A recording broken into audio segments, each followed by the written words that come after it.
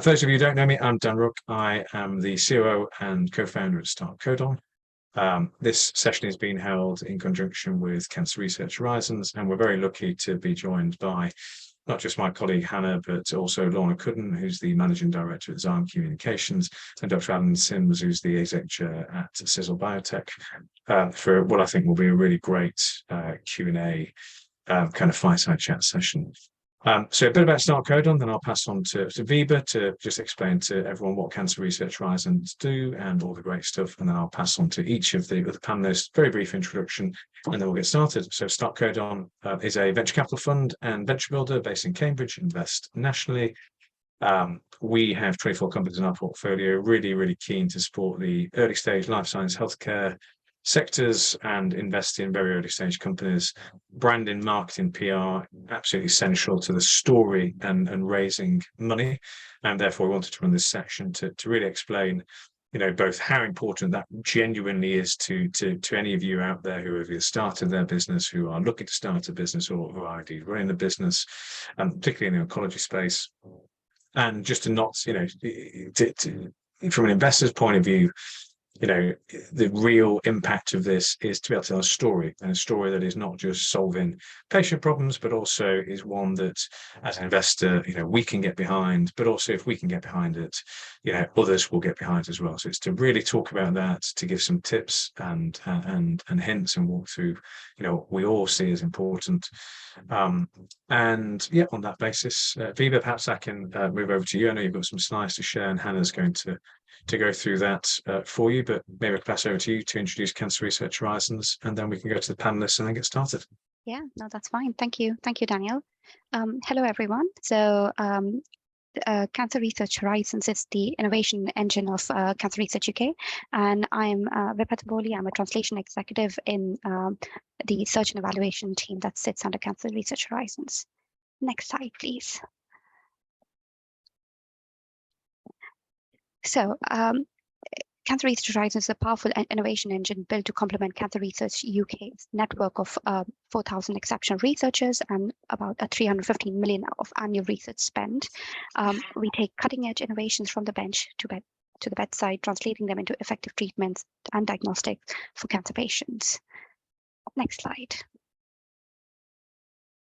So we are here to help you translate your ideas. We provide funding, infrastructure, network, and dedicated support to help you through this process. Next slide, please. So if you have any research ideas that can be funded through Cancer Research UK, there are various funding schemes that you can apply to. So Discovery Program Awards, Cancer Immunology Project Awards, our Multidisciplinary Project Awards, and all of these allow for various levels of funding for your research. Next slide.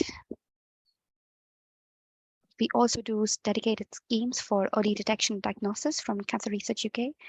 Again, all the way from small pots of money for primer awards, that's 100K, all the way to 2.5 million for program awards. Next slide, please.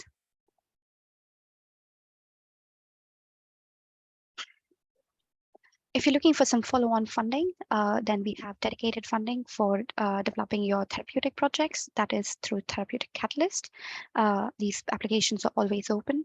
If you have any database projects where you need to collect data, annotate, or clean up your data, or can be used for if you're developing a new algorithm, you can apply for a bespoke data innovation award.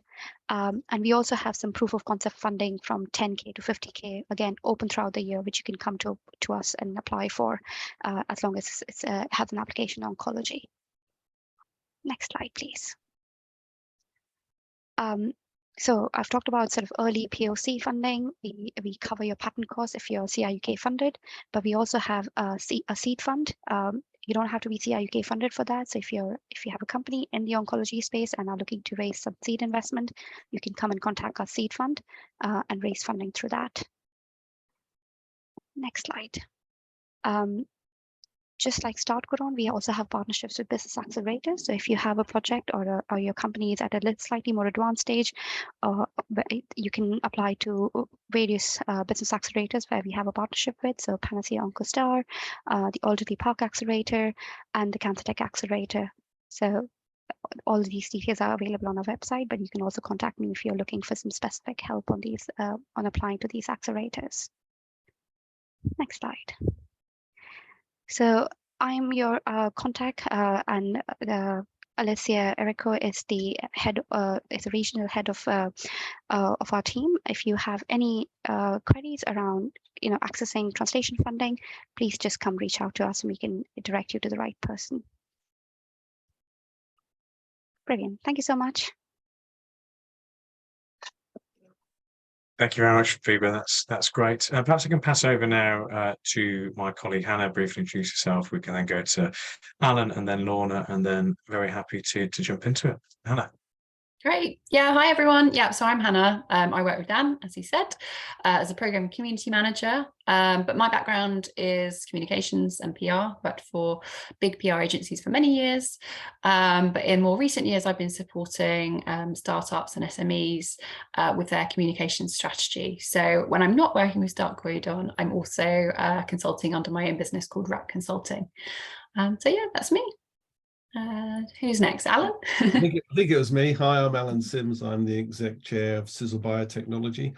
We're actually a spin out from the University of York, and we're interested in biomarkers for the early detection of lung cancer, possibly other cancers as well. So they're a good example of, if you like, bench to market as a company. And that's what I've been doing throughout my career. So I've got all the scars to prove it. So hopefully I can share some of that experience with you today.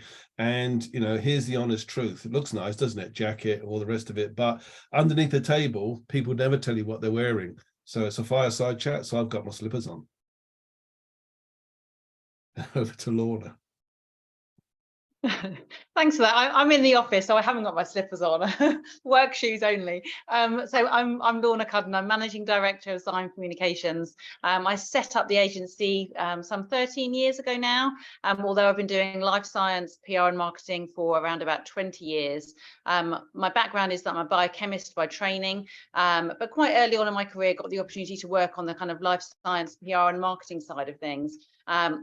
And noticed a gap in the market for an agency focused on helping startup companies to really get off the ground. And that's why I founded Zyme 13 years ago. As I say, although the companies we work with now, while we do still focus on helping startup companies, we now work with some of the big international organizations, PerkinElmer, Biorad, Fujifilm, Irvine Scientific, those kind of giants, mainly because the companies we started working with 10 years ago, when they were those small startups, have since been acquired by those industry giants and have taken us with them along their journey. So that's kind of shows those number of success stories in our portfolio of companies that have gone that way. So yeah, that's my background. All right. Well, let's jump in. So we wanted to start today by talking about the why. So I know that when you're first starting out, you hear about maybe comms, hear about a bit of PR, and maybe you whenever you thought about PR, you thought spin doctors, fluffy things, like only need it if you're talking directly to consumers. It's not relevant. Well, I think hopefully if you take one thing away from you today, it's that this is relevant from the moment you establish yourself as a business. And I think what we really want to reinforce is that you don't need to be all singing or dancing. You don't need to spend £1 million as you get started.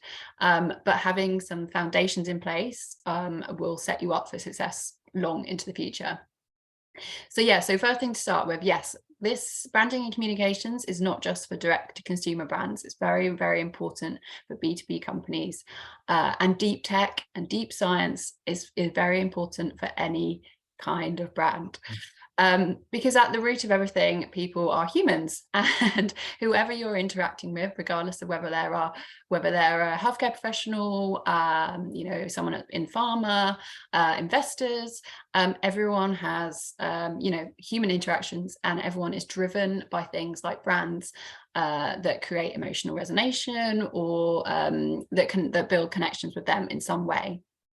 I think what's also important to think about is how you could use your brand in the early stages to capture some attention. So when you're just starting out, obviously there's very little out there about your business. So you can start to use your brand to think about ways that you can already begin to attract attention.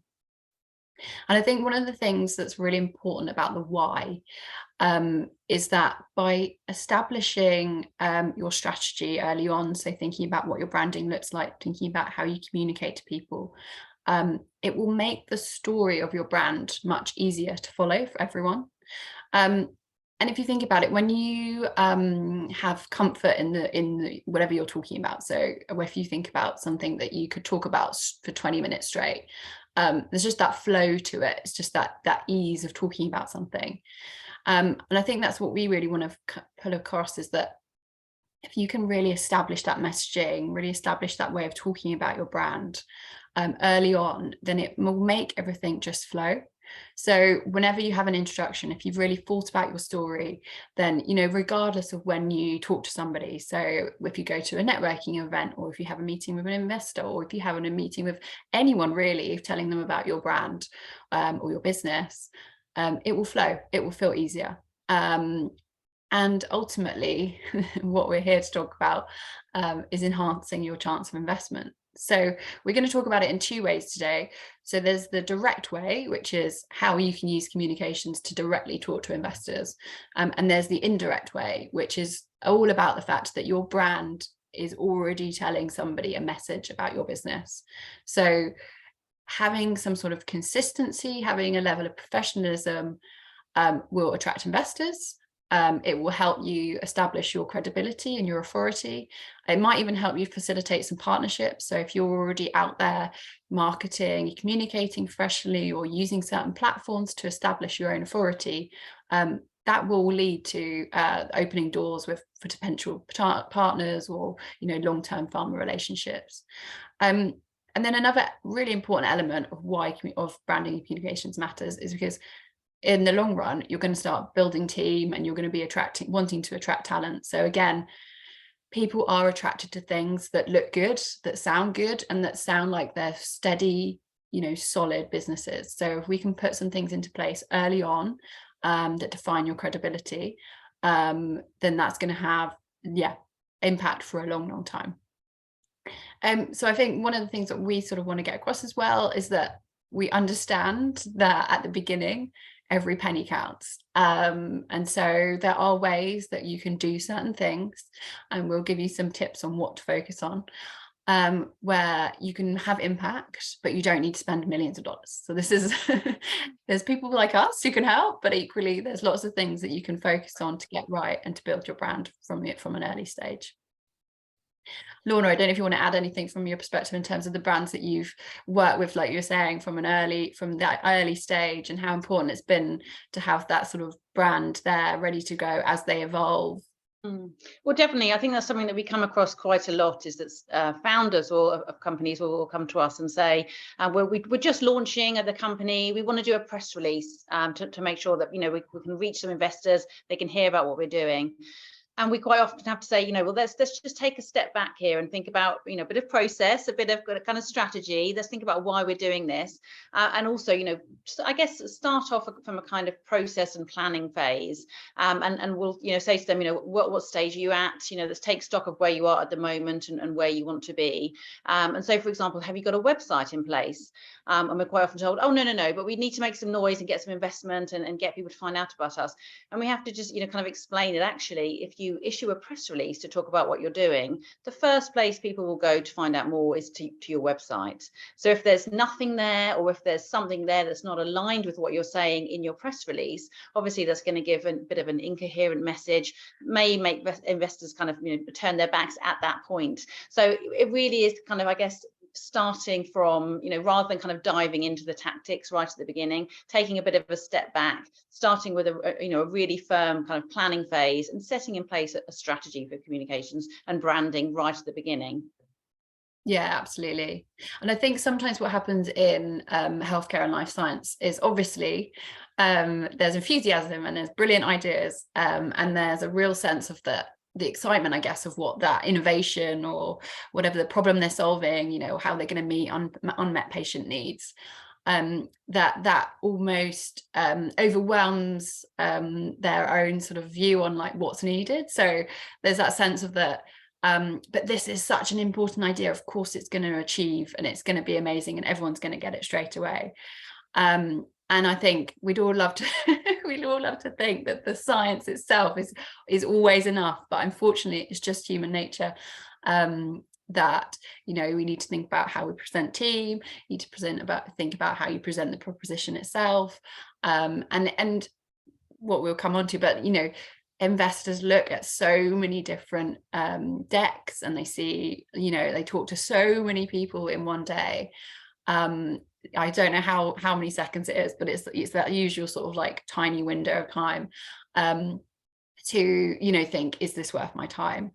And I know it's frustrating, I may imagine, for scientists, it's their work, it's their passion, but that's the reality. And so I think it's just thinking about, yeah, that initial sort of moment in time and how you can make sure that your sort of innovation is seen and not just dismissed at the first look. So that's really what we want to sort of focus on today. But I think I'd love to hear more from your perspective, Dr. Allan. So could you give us a bit of a perspective on things from your side? It'd be brilliant just to hear, just in the short term, like how you started, like what's your career to date, if you can tell me. First, really delighted to be able to do that. This is such a challenging area, you know, in the early stage space. You know, I started my life off as an academic, so I've sort of crossed the divide from academia to the commercial land. And I did it fairly early on. So I started off in the oncology space. So I'm a PhD in cell and molecular biology and did my postdocs in the States at Baylor and then came back to Oxford and realized that actually I wanted to be much more of an applied scientist. And so, you know, as much as I thought I wasn't a bad scientist, I felt that there's a million great people out there that are probably going to do much more fundamental, better research than me, and maybe I'd be better off at trying to help them get their things to the marketplace. So I have a technology background, which does help in the early stage space, and I am concentrating on the early stage space for many of these companies. It changes obviously as the company develops. And then having got corporate training under my wing, I thought I knew everything, and therefore I could go out and become a serial entrepreneur.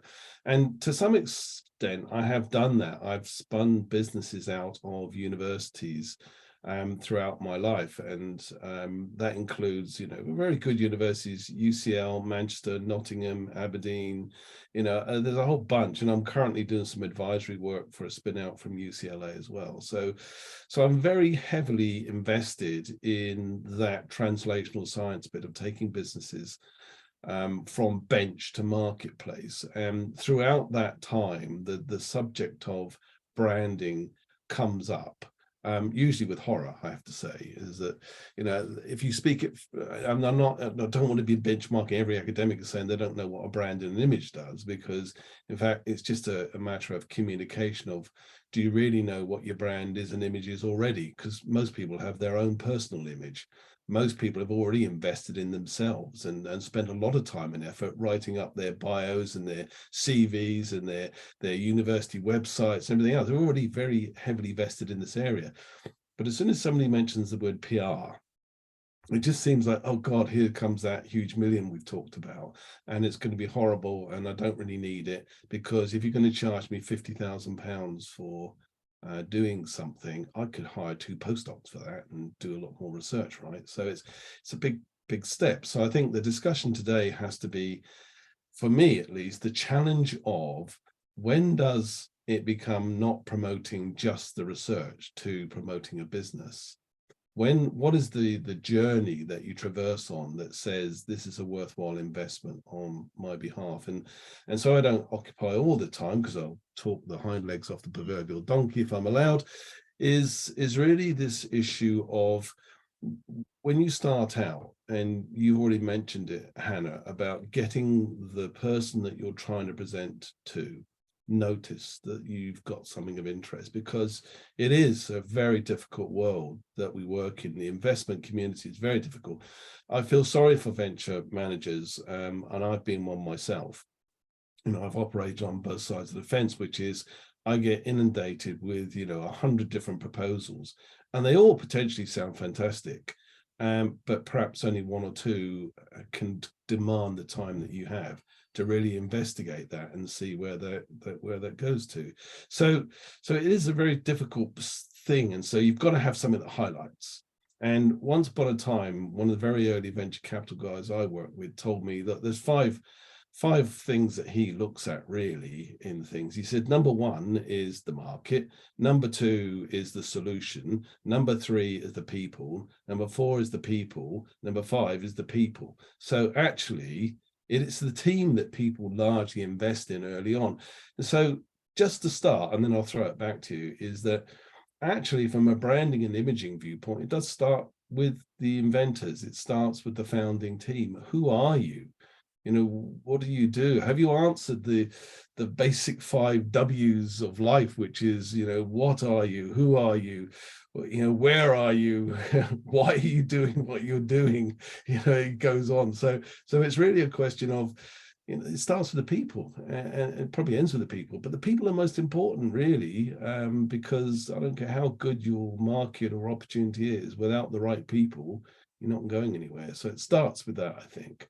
But anyway, I'll throw it back to you, and then we'll get stuck into what does it really mean to actually start to develop your brand. And for me, it's all about communication with your key stakeholders, and we'll dig into what does that mean. Yeah, no, well, I mean, personally, I'm very I know some people, this makes people sort of recoil at the idea of personal brand. And I think in marketing we use it a lot. But I think especially at this early stage, like exactly that, that your own story is really, really important to how you're going to communicate as a business. Because usually at the beginning, you might be one or two, max 3 or 4 people. And so, like you say, like that team element is the selling factor. And so one sort of tip just to throw in is make the most of platforms like LinkedIn to have some sort of presence. If you ask investors, how do you do your due diligence, like they will pop onto LinkedIn and okay, they're not going to say that they will invest or not invest because your LinkedIn profile is good or not good. But it just means it's another avenue for them to just say, okay, these people are credible and there's an authority there, and I can see their research and they have an established credibility in this space. So I'm pleased you've touched on that, Alan. And just to add to that, I mean, this is a journey, of course, and I'm only saying from day one, and it's not really day one anywhere, it's just a point in time, because you've already been doing this for years. You've already built your credibility within your academic peers. You've already got an establishment of every time you write a grant, somebody's going to say, who the heck are you? Well, you're professor, whatever, doing whatever research at this great institution that's renowned for kicking out great science. It gives credibility to the people who are reading that first thing. There's already communications and branding and image going on, even before you take a first step into the commercial world of saying, I want to bring a solution or a product to market, because there's a big problem that needs to be solved, and I think I've got the answer to it, and here's my startup team that's going to do that. And we all know that will change very rapidly. So the startup teams will evolve very quickly into having a commercial team that will take that forward, and then it becomes less of the who and it becomes more about the what.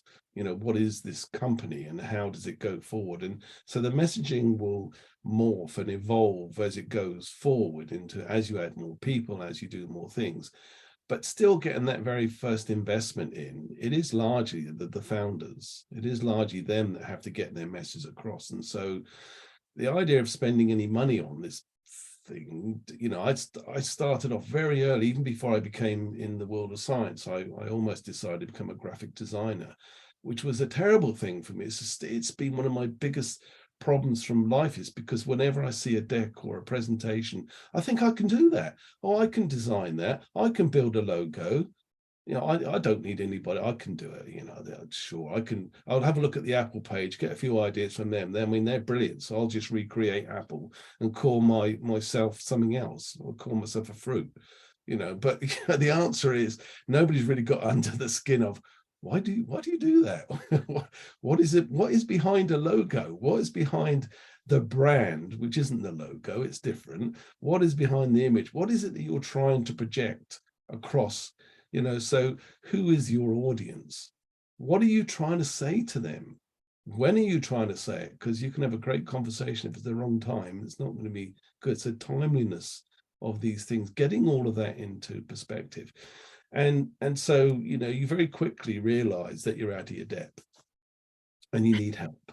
And you really do need help on this. And I don't believe there's anybody out there who thinks they can do this solo. Then it's an error. They should really, really be starting to seek out as early as they possibly can. I think you've already said it. Right at the very beginning, you have to step back and ask yourself those key questions about what you're doing here.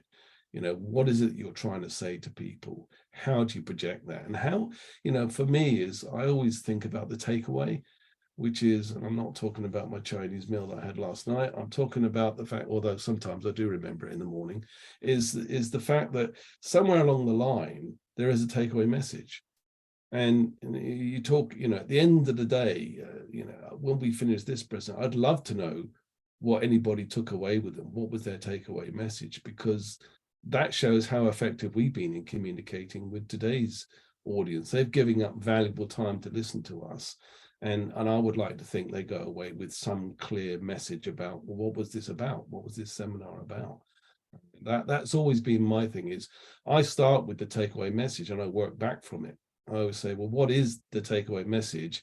Now I'll work back to what I'm going to say. And then maybe that will be the message that gets taken away with whoever's listened. And so at what point did you sort of identify that you might need either to get some external support or maybe to upskill yourself, or were there sort of points in time? So was it linked to raising, or, you know, when did you identify that, that it was the right time to, bring in help as needed? Yeah, great question. Such a difficult one, because the rather glib, and it's not meant to be a flippant answer, is whenever I've got some money, right? Because beforehand, you haven't got money to supposedly go out and hire a PR consultancy firm or design firm that's going to be involved. And, you know, throughout my time as a serial sort of early stage startup guy, is I've taken businesses right the way through from bench, right the way through to trade sale, right the way through to product sales, right the way through to IPO. And, you know, in the case of Cizzle Biotech, you know, we're a small but listed on the main list of the London Stock Exchange. So we have to communicate. Even if we didn't want to, we have shareholders who want to know what the company's doing. They want to hear regular news flow on what we're doing. And then there's a whole journey about how you get there, whether you're talking to investors, whether you're talking to other stakeholders involved. It's difficult until you get enough money to say, well, I'm now going to go out and spend my first £50,000 on a PR campaign to do that. But the reality is you can't wait till then. Unfortunately, it tends to mean in most of the businesses that I've developed that have actually had some money, we actually start to invest small amounts to begin with, you know, £50,000 to start with, and then it builds and then it builds, because, you know, you always have a greater need to tell your story. But those early days for early stage businesses, I think that's the challenge. How do you start the journey with your PR if you don't have any money in your budget to do so? And, you know, that has always been a challenge. And for me, I would say most of the help I've got has been free help. It's been investment by professionals, been investment by collegiate groups of people who face the same problem. So these are not adverts for particular groups, but if you attend One Nucleus, or if you go to OBN or any of these sort of bodies that certainly represent life science in the early stages, there's always great people at those events that have experience of this or are directly involved in doing it. And you get a ton of advice from those people before you even perhaps spend your first dollar. But, you know, what still amazes me is that, you know, if you ask early on, where might you go? Most people don't know where they're going to, they don't know where to start. And that might be a real question that somehow we have to promote out. How do you start the journey? Because actually, whether you know it or not, you're actually on the journey already. Yeah, absolutely. I think one of the interesting sides to that is I've heard people talk about whether or not you're a seller or a builder in a business. And I think one of the times as well is really being mindful of like, what are your personal best attributes? Because I think it's okay if you identify that like the sales side of things isn't always your bag. You know, I think people need to upskill themselves regardless, but I think as well, it's like identifying someone, you know, if you've got a co-founder, you know, examining that team dynamic and saying, okay, your personality or your sort of nature lends itself to being that seller, because really what we're saying to a certain degree of what we're doing in marketing PI is sales and promotion. So you have to kind of get comfortable being like, these are our wares and this is our story. So I don't know if you found as well, Allan, that I mean, I feel you're an outgoing, friendly guy.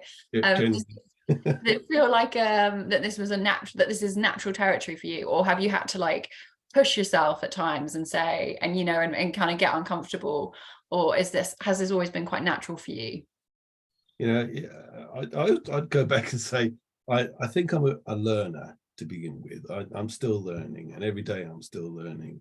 And as I've had more grey hairs on my head and now most of it falling out, I've also tried to contribute back to people starting out on their journey. And that particular sort of optic makes me realize what journey I've been on, because I think I am fairly extrovert, I would have to say.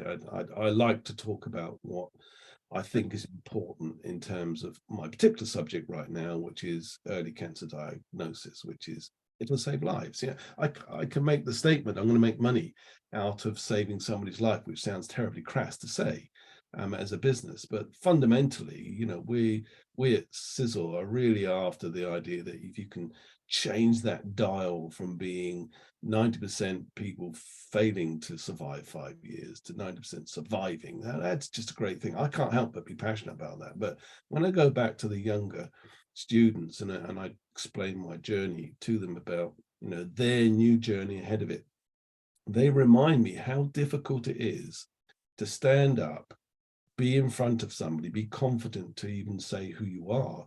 Just simple things like networking. You know, how many of us have gone into a really busy hall of people?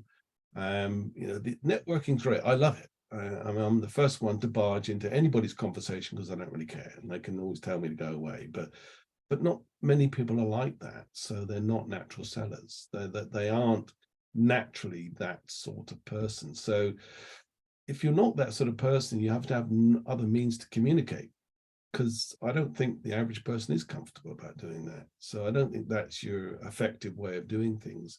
There is a better way for you as an individual to communicate what it is that you think your opportunity is, what is your business about, what the ambitions are. It needs structure to it. It needs, you know, the famous good, I mean, the PowerPoint deck is now almost like the go-to means of a business plan even, and it's those 10 slides that really power in, you know, what is it that you're trying to say, what is your opportunity, what problem are you solving, you know, blasting that message through about why it is that your solution solves the world's biggest ever problem that will attract somebody's attention. And that's before you get into the how and the why you're going to deliver it. But you know, getting that messaging right isn't something that naturally falls to everybody. I'm sort of okay with it, but I'm sure there are better people communicating than I am. Yeah, no, I really like that idea of Elena, because I think that you know, as much as anyone can be naturally extroverted personality, like that isn't the be all and end all of being a successful entrepreneur. And so there is a way of everyone finding their means, I guess, of feeling comfortable with storytelling or comfortable talking about their business. So and I think what you touched upon is important as well, as like that sense of practice, and just going to things and starting small and going to because networking events, I still have that fear of like walking into a room and not knowing anyone. Yeah. And it's human, it's just human nature. And I suppose it is just doing those things, because I feel like 90% of the time you'll go make a connection, even if it's just one that then sort of translate into another conversation. And so I think there is always an element of what we do, because just going to a networking event is a means of communication and marketing, because you're immediately in the room and you're telling people about your business. So it's a really good way to start sort of practicing as well, how you're talking about yourselves, how you're talking about your business. And it's usually a relatively low cost or free method of having conversations with experts or having conversations with other founders, to get some of those little tidbits of advice, like as you say, just so that then you can think, oh, like, where am I going to start from? So before we move on, what's the one sort of final bit of advice that you would give about in anything covering sort of marketing communications for those just starting out? Like what do you wish you'd done or hadn't done at the beginning? I think always start earlier than you think, because you'll put it off. And I think finding the right advice. I mean, at the end of the day, the word that comes across most importantly in any company is team. Right? It's all about the team. It's never about, yes, every individual can make a massive difference to what they do, but at the end of the day, it's the team that delivers it. And your team isn't just your internal team. It is your external team. And certainly we at Cizzle, we're almost virtual business. We contract out pretty much everything we do. So we have a very wide external team and a small internal team. And my feeling is the earlier that you can engage with professionals that can start to give you those early insights in terms of the way you're even presenting yourself. You go to an investor meeting, your brand is everything. Your brand is not just the company. It's not just in fact, it should be perhaps more about the product than you might say the company.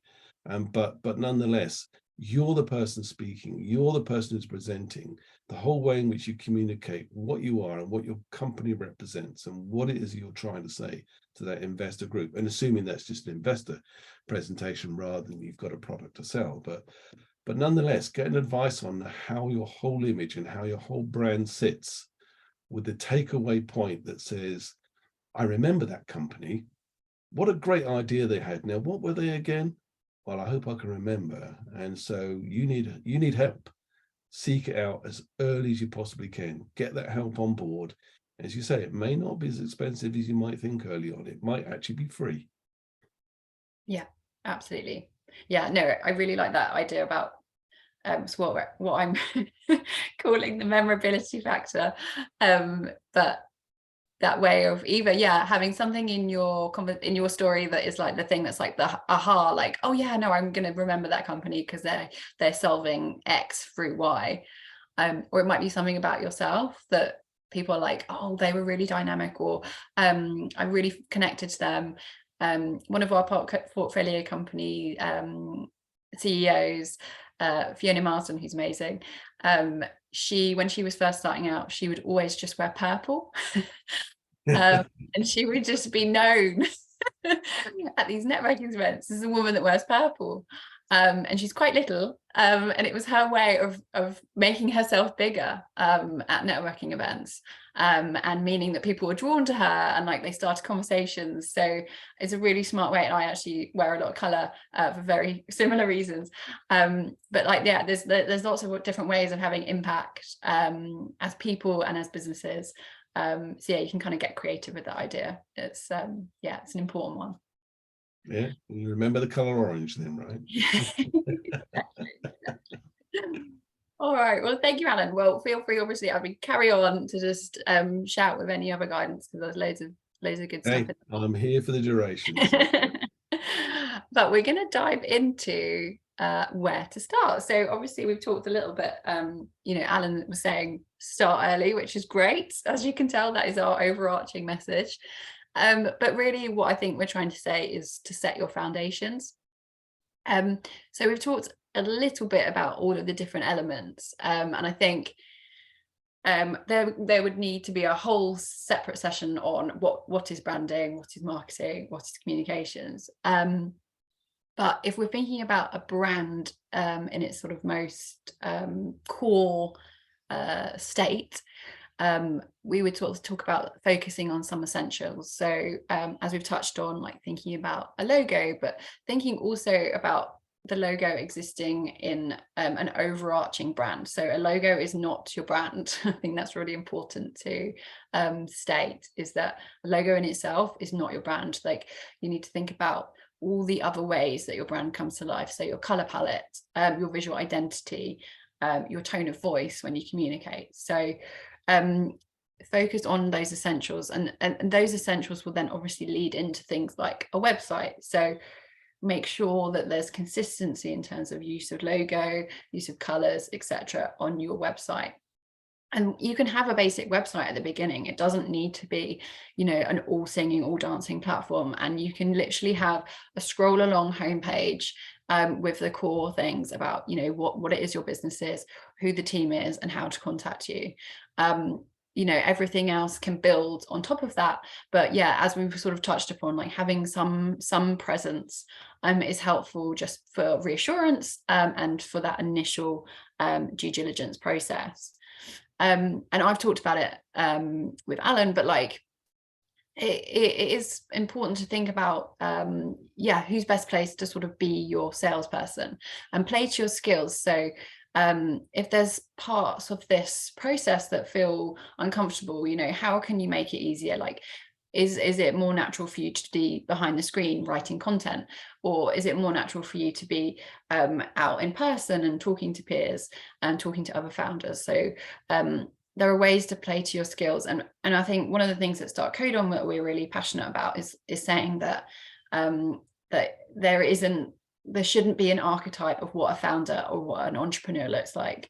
Like there are skills that all of us have, and if you work with the right people, like we can all be really successful at this. So I think there's also that danger of like of people feeling like they have to fit into the mold of what an entrepreneur looks like, but that isn't the case. And so what I really want to reiterate is like, learn what your skills are, learn the things that drive you, you know, learn how much you can tolerate if you are an introvert. Like, are you more comfortable doing virtual, you know, communications versus in person, or vice versa? You know, really think about yourself and, you know, what motivates you and how you're comfortable. Because the last thing I think any of us would want is to feel like, is for you to go away to feeling like, well, if I follow this rule book and I communicate in this specific way and we all look the same and we all say the same thing, then that's how I'm going to succeed. And I think really what we're saying is the opposite. Like, be true to yourself, find what feels natural, and the rest will flow. I think one of the other important things, and I know Lorna is going to talk about, you know, specifically about talking and outreaching to investors. But I think also the other thing to think about sort of early on is building those connections with investors. I think one of the things people often take for granted is how long it takes to find investment and to raise money. And I think it's always important to think about relationships with investors as connections and as relationship building, rather than just an initial, you know, you're going to meet and they're suddenly going to give you loads of money. So most investors are very friendly and open to having conversations and having, you know, being a sounding board. So when you're thinking about communications and branding, and specifically talking about, you know, what is it that investors want to see from you as a business to feel credible or have, you know, to potentially invest in you, start building some friendly relationships with people, or going to events where you know investors are going to be there, and ask them. So, you know, a lot of investors will be quite open about the things that they'll want to see at each of the different stages. So start having those conversations, and start making those sort of connections happen. But at this point I will hand over to Lorna, because I know she wants to talk a bit more about exactly that, about talking to investors and how to build relationships with them.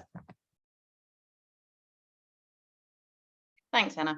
Yeah, and I guess there's been a lot of talk about what you can do. You know, obviously the points come across very clearly. We're advising start as soon as possible, you know, as soon as you've kind of got your business idea.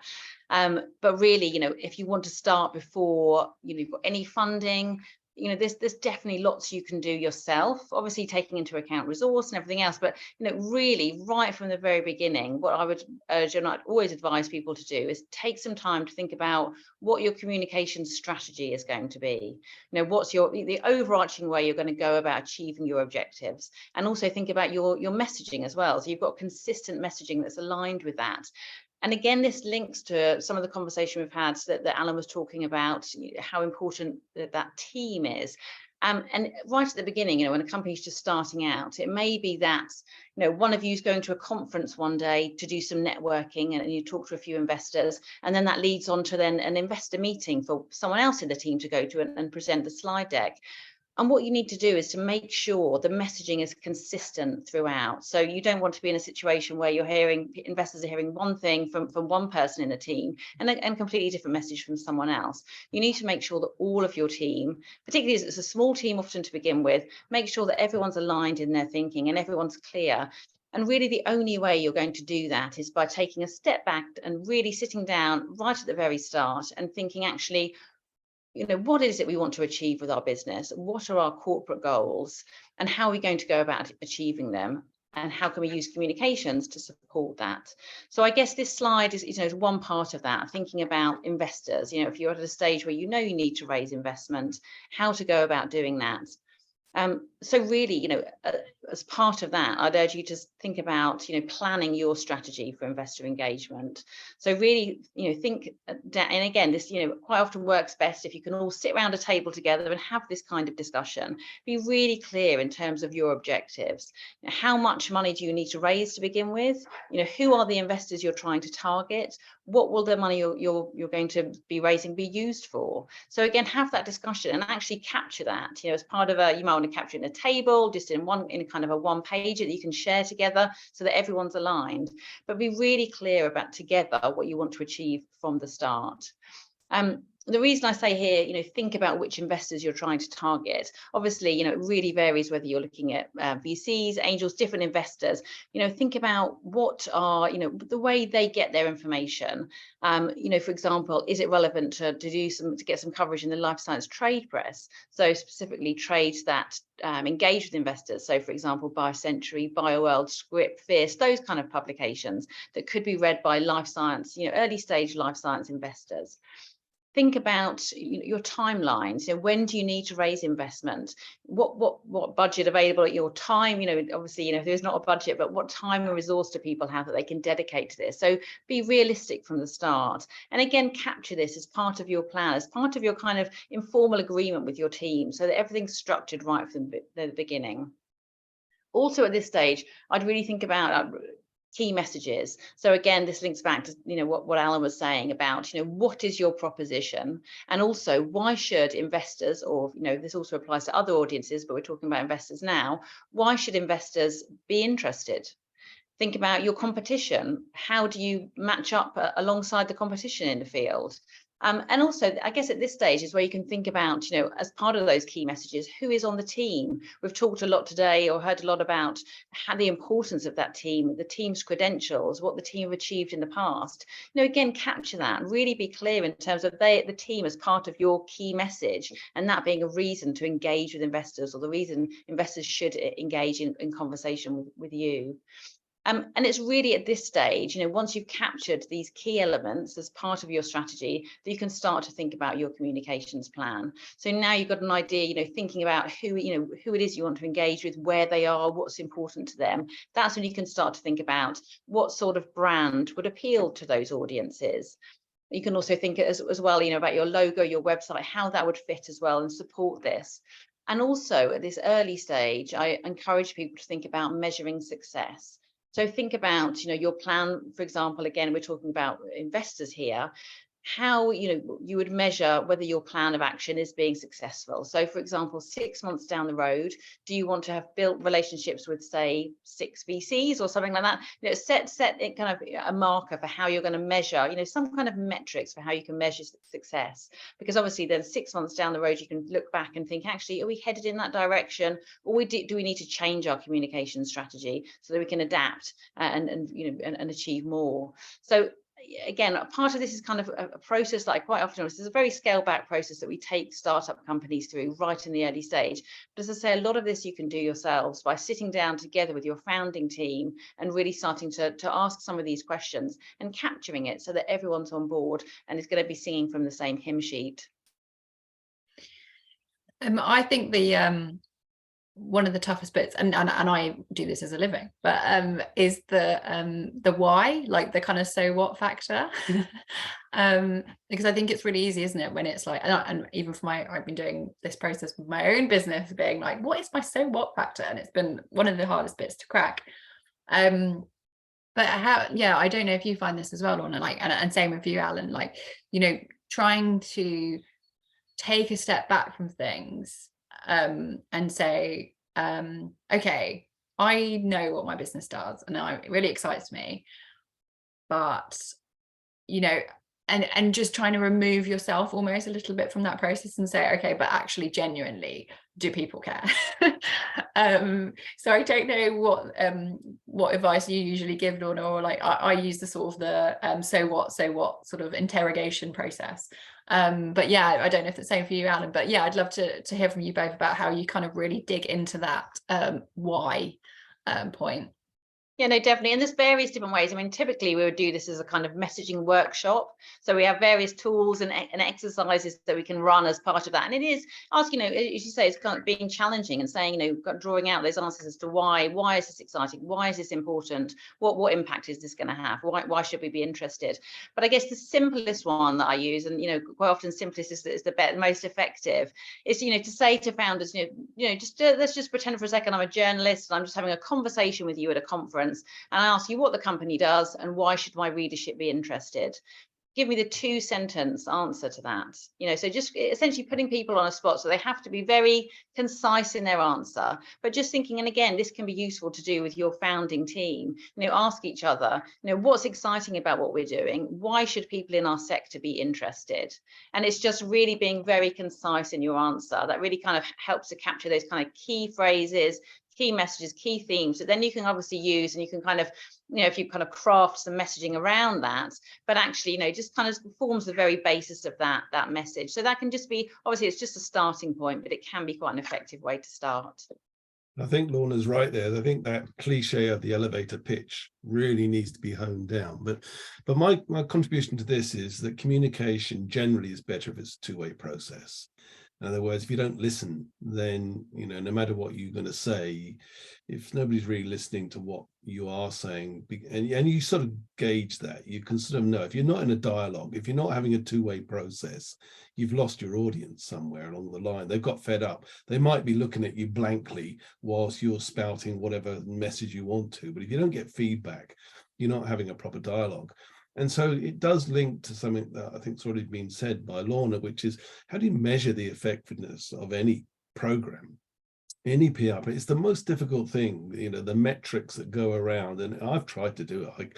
I've worked with very good PR groups in the past, and they probably hate me because I start putting KPIs down for them and saying, right, if I'm spending this money, I need to know that I've had this response, and I want all the measurements and all the stats, and I want to see my Google stats go up, and I want, to see so many new customer impressions on my website. And God, it's so difficult to do that sort of thing and have a really precise thing, because not only my board but my shareholders come back and demand, where have I spent every single pound? And when I say I've spent £1 on PR, and they say, well, what did you get back for that?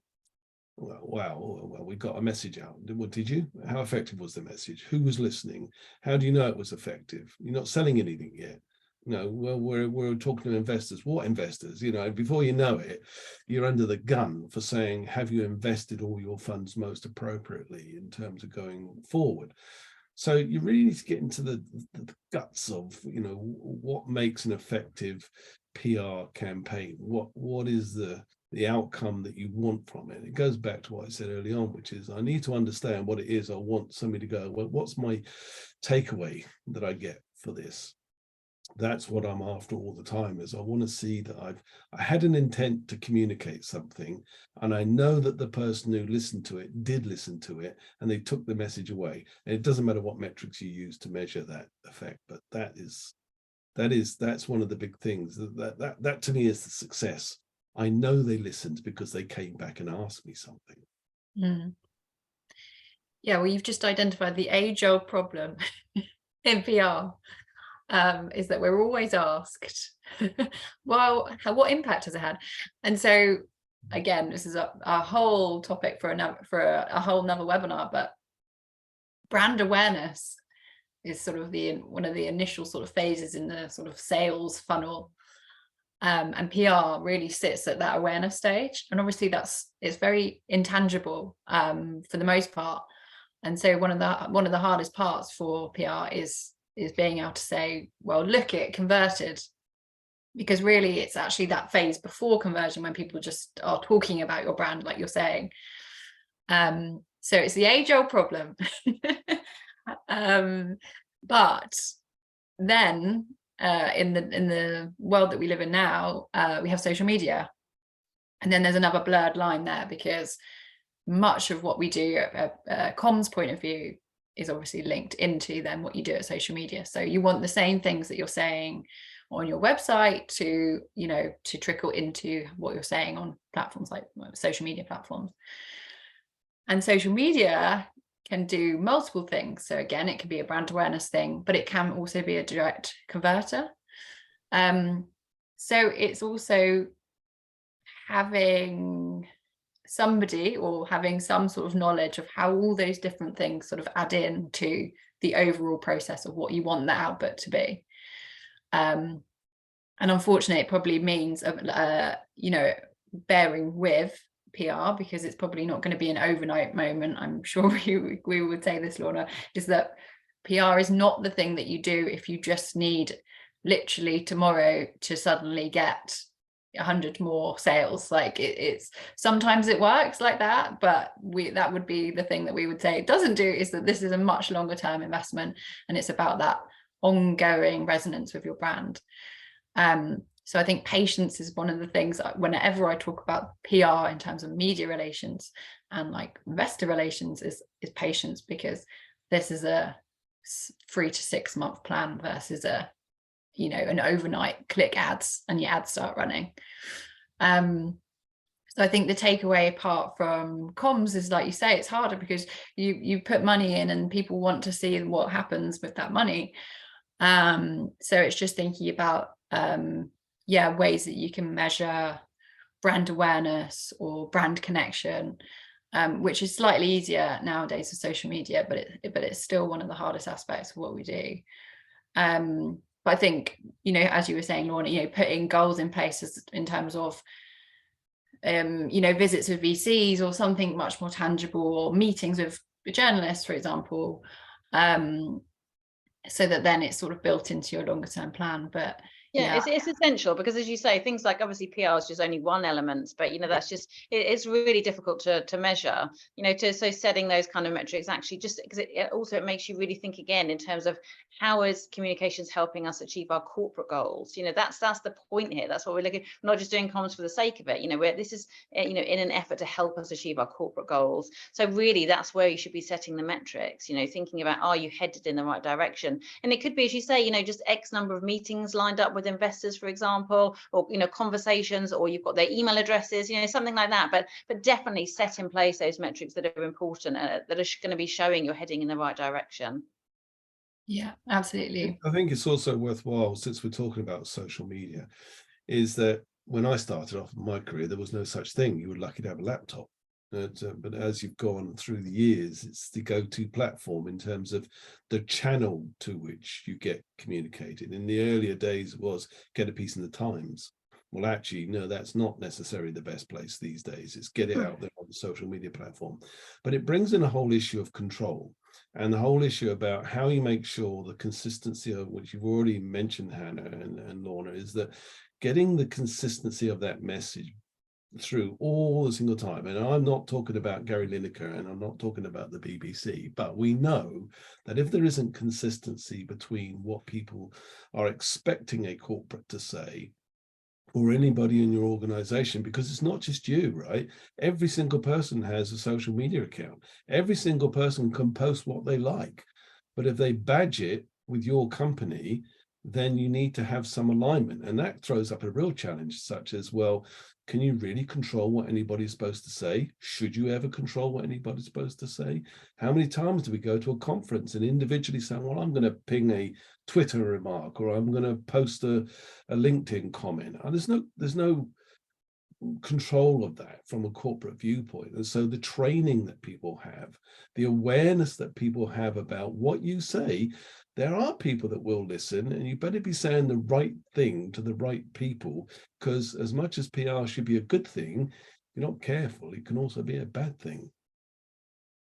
Yeah, and what I think is that leads back to the consistency side of things, and that if there is, if your leadership are talking in simple sentences and everyone understands exactly what the business does in the most straightforward way, then in theory that anyone in your staff could turn around and tell the story. Also demonstrates the importance of social media guidelines. I just think it's having that, and one thing I just wanted to sort of explain, because I know we've talked a lot about messaging, and I think as well there is also that sense of when you know, and when you don't. So when we're talking about messaging, we're talking really about some a sentence or two that summarize elements of your business. So you'll probably have 2 or 3 key messages related to what your business does, which are the ways that really sort of simply define what it is you do. So they might be related to particular product, service, therapeutic, diagnostics, whatever. So specifically sort of service related. They might be related to your vision, so what it is that you're trying to do in terms of unmet patient need, or helping make something simpler. And then they might be related to the reason why you're sort of doing it, so your team or your overall sort of business proposition. But I think I just wanted to explain a little bit about what key messages are, because I know we've talked about them a lot, but really it's just some sentences that really summarize what you're doing, that you can use and adapt in various ways whenever you communicate. So hopefully that just makes that one clearer. It's the elevator pitch thing again, really, that Lorna was referring to, getting that consistent. I mean, I make no bones about the fact I think the NHS did a fantastic job during the COVID outbreak in terms of some of their messaging, and we borrowed that. I mean, our strapline as an early cancer detection company is detect early, save lives. It's a simple statement. If we can detect your cancer early, we could have saved lives. And it's a message that we want to get across, and we put on every single communication is we put that little strap in there, because that is one of our corporate guideline messages that we want to get across. And everybody will probably have something similar for what they are offering that could be narrowed down into just a few words. I mean, the words almost become the logo, if you like, but it's not quite the same. But yeah, it's just to get something across very simple that people can remember. We quite often we recommend having kind of tiers of messaging as well. You know, again, just really thinking about different target audiences and developing messages that will resonate with each of those. Because obviously, quite often, what you're saying to an investor in terms of what they're, you know, why they should be interested might be different to, you know, a potential customer, for example, or a potential employee if you're trying to recruit. So obviously, you'll have that same overarching message or elevator pitch that you're referring to. But I think underneath that as well, it's worth taking some time to think, actually, let's really think about each audience individually that we're trying to engage with, and think about what's important to them about our company as well. And again, it's just really useful to have that from the beginning, just so you can be mindful of referring to that, whether it's, you know, whether you're writing copy for the website, for example, or for a press release or for an article. You know, you've got that kind of consistent backbone to your messaging, and that can be very helpful. Absolutely. I'm going to move on for time, but I think this is really pretty much a summary of all the things that we've been talking about, but these are sort of our top 5 things to sort of take away. And one of the things that I think is brilliant about being at an early stage of a business is that you do have an element of freedom to test and learn. So again, what we've all been talking about is, you know, is feedback. So try things out, and then see how people respond, you know, learn as you go. So there's a nice freedom in that to a certain degree. I know it's intimidating, but hopefully if you're smart about it, then it gives you some sort of flexibility and fluidity. So I think one of the top, you know, the main thing we've been saying is to get focused. So get focused on who it is that you're communicating to. So is that whether that's investors directly, or whether it's, you know, potential customers, or, you know, if you're thinking about, we'd like to get partnerships, how do we do that? And as we said, we talked about defining your story and your messaging. So really that's about the elevator pitch and all of those different messages for all of those different people.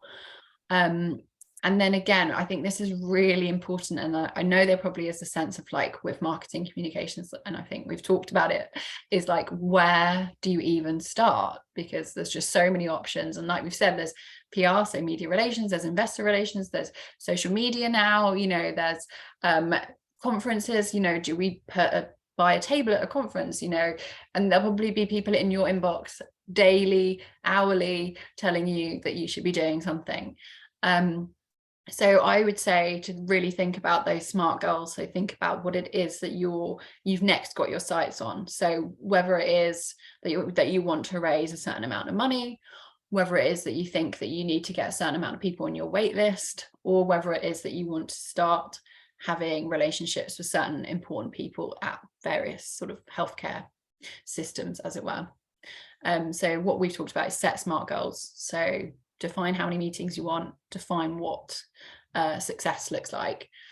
And then I do think, experimentation is good. Basically listen and learn. So try things, but make sure that you're, I would say, focus as well on 1 or 2 things rather than trying to do everything. So, you know, think about if you're going to use PR, you know, focus on that for a short window. Think about what your story is.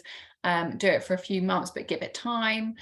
If you're going to use social media, maybe think about which platform it is that is going to resonate with the person that you really want to, you know, approach or resonate with. So, you know, in a sort of professional setting, is it LinkedIn? I know that you can be sort of drawn in by claims for certain platforms, you know, like TikTok, that people are getting crazy views, like I'm going to suddenly become an overnight sensation. Totally fine if you want consumers of a certain age to use your service. But if you want to raise investment, are investors there? That's the questions that we sort of encourage people to ask. And when they're looking at their like what we call our tactics, you know, what is going to get you the results that you want? And then really with all of these things, it's like repeat. So at every stage, there's going to be a new person or a new target or a new customer or a new potential client. So this process is not just like linear. You just need to kind of keep going with it and just thinking about different ways at different points in your business, like who is it next that we need to be influencing or creating relationships with. So yeah, those are the things I really want to sort of reiterate is that it's an evolution, I think, and it's important just to keep learning. But Allan, Lorna, anything else you want to add, or if anyone else has any questions, please pop them in the chat. I think mine's is the W's and the L's, which is the W's, which is the who, the what, the where, you know, that it's that sort of thing, and the L's are the look, the listen, and learn. Because I can't emphasize, you know, you could ask people all the time, you know, what they think about your website or what they think about. Most people are too polite to tell you, really. They won't. So you've really got to dig in to get honest feedback to what you're doing. So really you have to be intently a good listener and a good looker, good learner. Definitely. Anything from your side, Lorna? No, I don't think so. I think that's a nice summary. You know, and again, just to reiterate, you know, start from don't think, oh, I can't start doing this until I've got kind of budget available to get an expert in to help me. Actually, there is lots you can do from really early on. Just, you know, getting your founding team around the table and having these discussions, you know, getting your thoughts together will really help you. And I think, yeah, just to sort of to finish up, like we are happy for you to connect. Feel free to scan our QR codes and find us on LinkedIn. So yeah, I'm just speaking for myself. If there's any other questions, you're welcome to inbox me and ask me any questions on anything from today. Otherwise, wish you all very much lots of success with wherever you are in your businesses. This is just obviously some more info or just places to connect with Start Codon. Obviously, if you are thinking about, you know, starting your entrepreneurial journey, then yeah, take a look at what we're doing. We'd love to hear more from you. And the same from Cancer Research Horizons. All of their information is there. But I think otherwise, thank you very much, everyone, for joining us, and best of luck with all your communications endeavors.